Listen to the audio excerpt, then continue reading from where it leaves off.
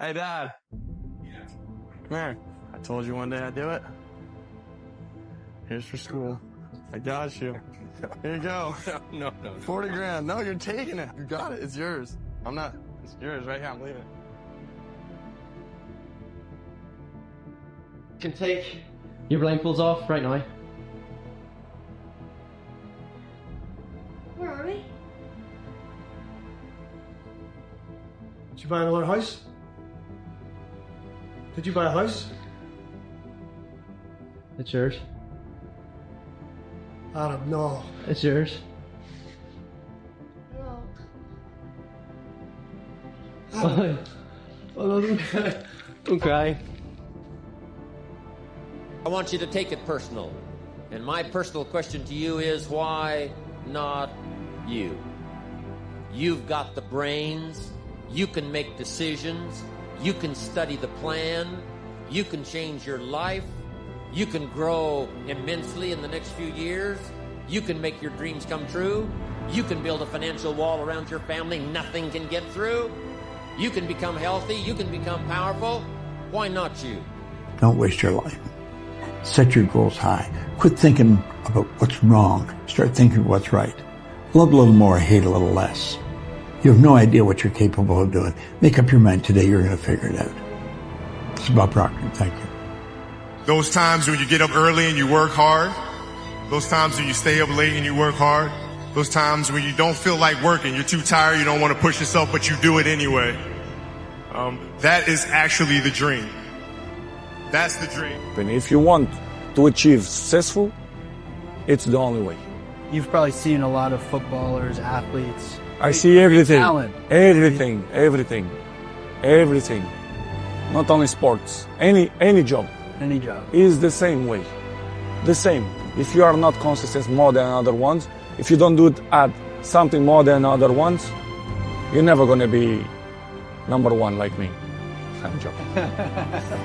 So you're never going to be in a higher level so many years. You can be 1, 2 years, okay. 20 years, 13 years is impossible. Forget it. If someone tells you the opposite, in my opinion, they're lying. Struggle brings you closer to God. If you imagine a man who truly believes in God and finds strength from God, he suffers.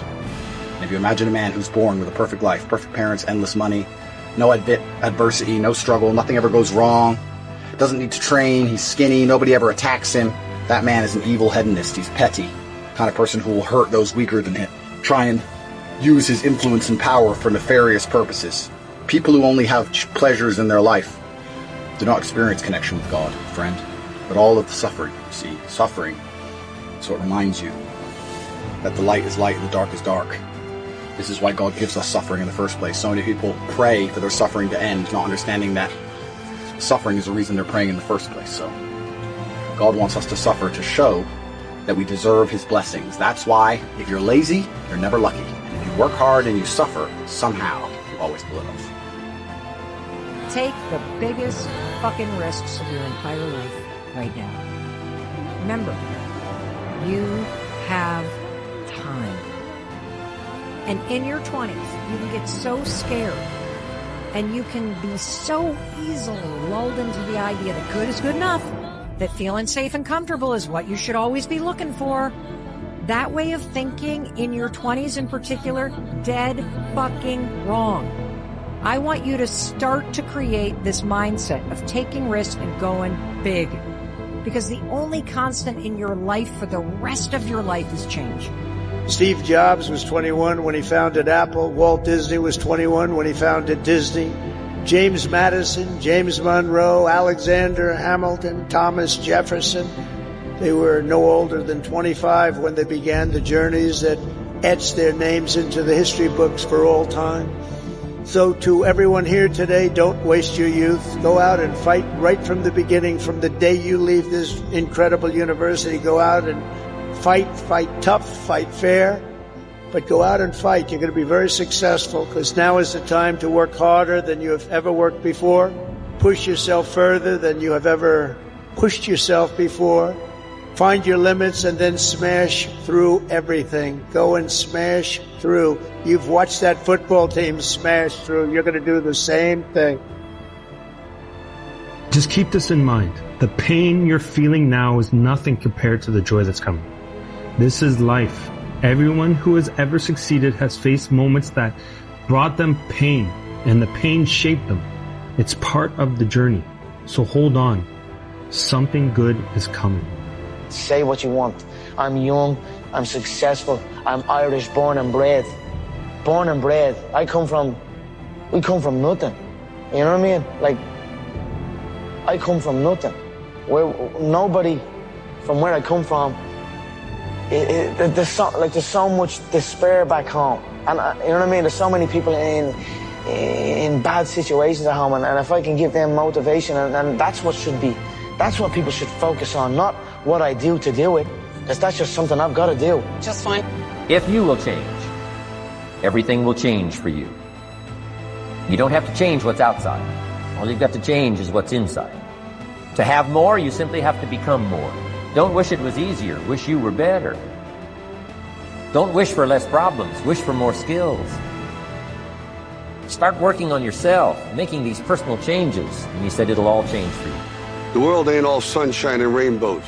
It's a very mean and nasty place, and I don't care how tough you are, it will beat you to your knees and keep you there permanently if you let it. Nobody is gonna hit as hard as life. But it ain't about how hard you hit. It's about how hard you can get hit and keep moving forward. How much you can take and keep moving forward. Now, if you know what you're worth, now go out and get what you're worth. But you gotta be willing to take the hits and not pointing fingers saying you ain't where you wanna be because of him or her or anybody. Cowards do that, and that ain't you. You're better than that.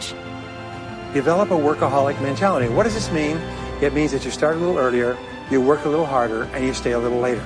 In our society today, you have all these people talking about take it easy, have balance in your life, relax, lean back, have fun at work, happy, get along with your coworkers. This is loser talk. Loser, loser, loser. Now, there's a time in your life when you can back off, all right? You can take it easy. But that's when you've made it, not before you've made it. Because before you've made it, you're in a competition with hundreds of thousands of millions of other people, like at the Olympics, who also want to make it. And in order for you to win, you are going to have to work harder and work better and work smarter than they do. This one tells time. This one tells perspective. It tells what? Perspective. Perspective. Yes, I keep it with me. It's got engravings on two sides. The back is something I used to feel uncomfortable in rooms like this, in front of people. I used to think I was not enough. I did not value self. So on the back of this watch, it simply says comparison is the thief of joy. So I take this, and every time I feel uncomfortable or of low self-worth, I just give it a little reminder, and it reminds me that I am enough and I'm worthy of love. And on the other side, it says memento mori. For when my head gets too big, I need to remember that I'm human and I am above no one. And always remember where I came from and remember those who support me, that I don't do it alone. So I have one side for when I think my ego is too big and one side for when I don't feel enough. And it's a nice little keeper of perspective, not time. Stop telling your visions to other people, because they're not going to see it. Why you think you keep imagining opening a business? Why you keep imagining graduating, getting a better job? Why do you keep imagining buying a house? Why do you keep imagining driving a really nice car? Why do you keep imagining getting rich one day? Why do you keep imagining that? Because God is talking to you. He's showing you something that he has for you. So I think in the school system, they don't want us to learn about money because they just want to pump out good employees that do what they're told. I mean, if you look at school, it's opposite of what it takes to be successful in real life. Don't make a mistake. Do as you're told. Take tests by yourself. Don't cooperate. Do it by yourself. Do it on your own. And the last thing was, there's only one right answer. No, there's tons of answers to a problem. So you come out of school scared to death of making a mistake. You do everything on your own. You don't cooperate. There's no synergy. There's no brainstorming. And there's only one right answer. Everybody wants to get the right answer. There's no one right answer. So I think people come out of school paralyzed. I think the school system is criminal in that it kills a child's spirit of learning. You know, a child goes into school all excited about, I'm going to learn and it's going to be great. And then the teacher says, sit down and shut up. Don't talk. We don't care what you're interested in. If your mind is rigid, if you come up with a plan that's just very linear and going, going from A and B to C and you just know this is where you're going to go, you're going to fail because life or war will come up with things that you don't expect. Once again, I use Napoleon a lot because he was a genius. But Napoleon's genius was in the planning stage. He was a master at organizing and planning.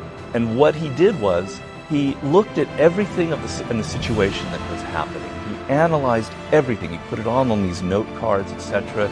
If I did A, how will the enemy respond? If they respond with that, well, I'll do this, this, and this. And then out of all of this, he would create a plan that was very loose. He would place himself in a position in which he could go this direction, that direction, or whatever the enemy gave him. And this was so brilliant and so novel.